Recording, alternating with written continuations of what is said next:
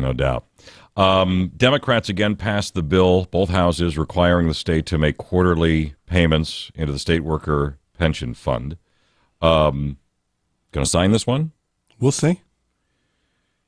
Both Democrats and Republicans supported it this time, which everybody said telegraphed the fact that, if everybody in the House is going to pass it, then surely the governor must be ready to sign it this time. Well, we know that hasn't always happened. This hasn't always happened. Well, listen, I think I haven't reviewed the bill thoroughly, but from what I understand about the bill, there are costs associated with making quarterly payments, so people understand.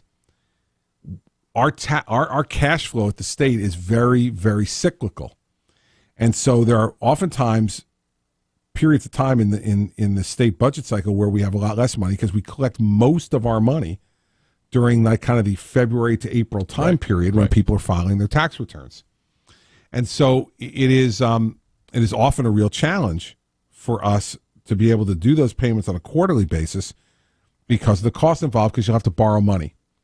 And so what I understand, and this is what I understand of the description of the bill, but I haven't read it myself yet, is that they'll say, listen, in return for making quarterly payments, you can make those payments net of any additional cost to the state in the general fund of making those payments. So if there's a cost for borrowing or there's a cost, that will be subtracted from the amount that is your understanding. That's my understanding of the bill. And if that's what the bill says, then I'm much more inclined to favor it than I would be otherwise.